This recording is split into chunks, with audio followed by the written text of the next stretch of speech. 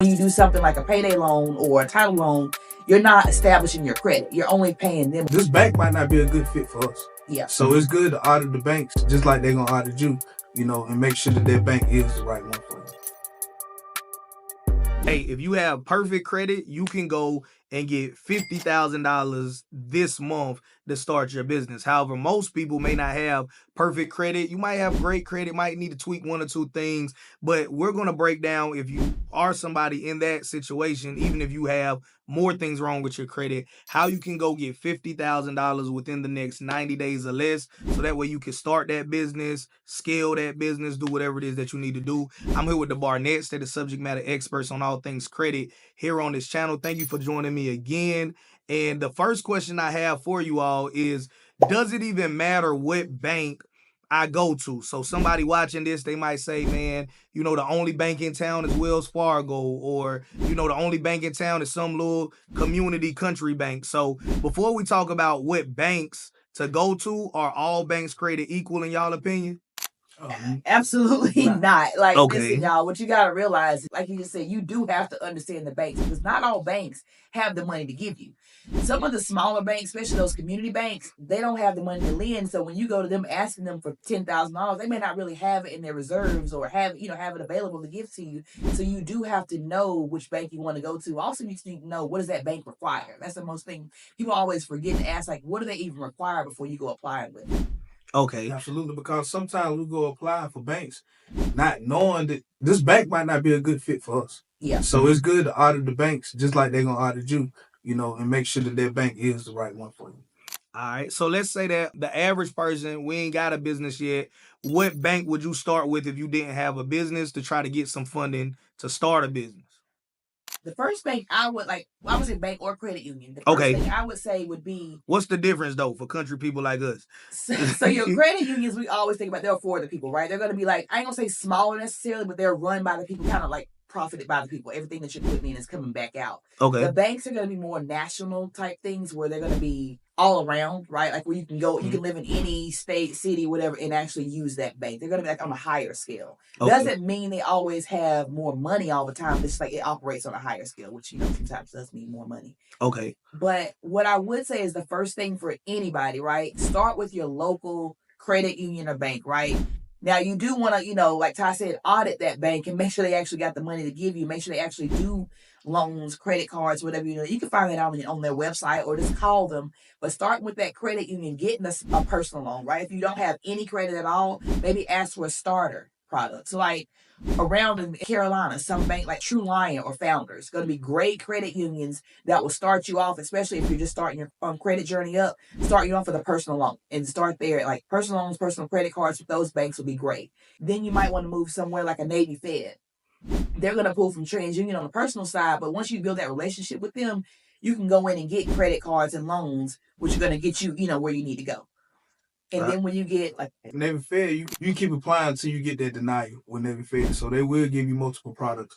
And another bank, we're gonna go to Chase. Chase, they're gonna pull from the experience side, and Chase, they're a pretty good bank as well. They're gonna give you multiple products also. And when we doing the funding, another thing we can do, we can call up the banks and ask them do y'all do double dipping?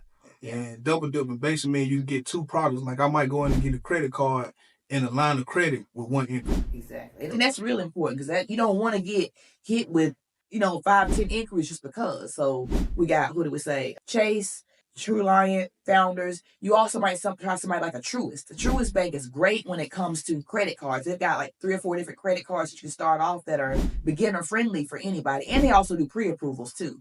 You're thinking about another bank, I would say something like American Express. They also offer pre-approval. So that's easy for anybody to go in and see, see if you're going to get approved before you actually do the approval. And those are all credit cards. When we think about loans too, loans are really good when it comes to getting your credit. So something like a SoFi, Best Egg, those are going to be good. A OneMain, they all offer pre-approval. See how much you might be able to get approved for. And I know Keisha mentioned pre-approval. So when you are getting these pre-approvals, sometimes you might get pre-approved for a personal loan. Sometimes you might get pre-approved for an auto loan and a credit card. You might get all these pre-approvals at one time, but you want to call up that bank or that credit union and ask them, how many products can you get? All right. And just for somebody out there that just may not know the difference, why would you recommend a credit union or bank versus like people now are saying you can go get a line of credit or a credit card from like Apple, or you could go your local community and get like a title loan or a payday loan? Like, what's the difference for somebody that just honestly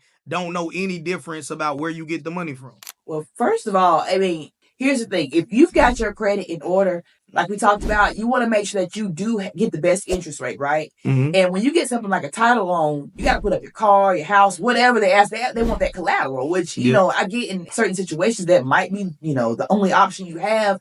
But if at all possible, get your credit together. That way you don't have to have that option. Because once you get a loan from someone like a Navy Fed and you pay that back, you're building that relationship with them, which is going to have you create a long-standing relationship with them. And now you can go back in the future and get more funding from them. Mm-hmm. And plus what they're going to do too is report it to the credit bureaus. And now they see that, okay, they paid Navy Fed back. Now you got Bank of America that wants you to lend from them too. Now you got other banks that are sending you offers in the mail because now you're developing your credit. But when you do something like a payday loan or a title loan, you're not establishing your credit. You're only paying them. And we get people that ask us all the time, like, well, I'm paying this payday loan back. Why it's not on my credit? It's because that's not what it's meant for. It's giving you money, but it's not really meant to build your credit or to help your credit out at all. So the same thing with the Apple card, you would say, the Apple Pay. if you're doing like Apple actually has a credit card that you can get. You can actually get pre-approved for it on your phone. So if you have Apple Wallet, you can go there and get pre-approved for it. But Apple Card is actually going to build your credit though. So that's actually a good one.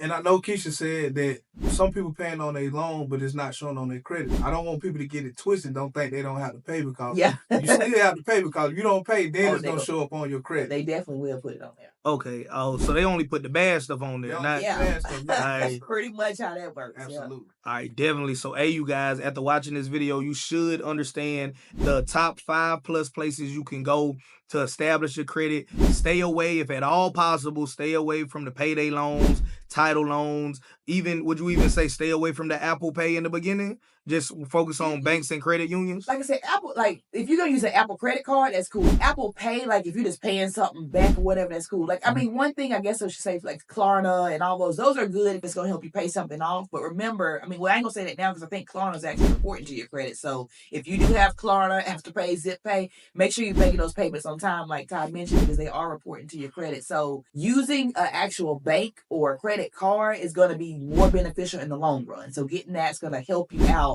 with getting more credit in the future. All right, definitely. All right. Now, okay, I know you guys got upcoming training, 5-day challenge, right? So what can we expect to learn during this challenge to better prepare us for getting funding, getting good credit, starting a business, scaling the business, all of that good stuff with credit? Oh, listen, these 5 days are going to be everything that you need to get you from zero to hero. Let me break that down for you. So you come in and learn how to get a 700+ credit score, right? We're going to show y'all that. We're also going to show you how to get access to over $100K in funding from the banks. We're going to show you which banks to go to, where they pull from, how you need to get your profile scheduled. We're also going to show you how to set up your own credit repair and funding company so you can make, at least 6 figures in a year. And we're also going to show you how you're going to market yourself out there in order to get the clients that you need. So it's pretty much everything that you need to, fix your own credit and start a business and get the funding as well too.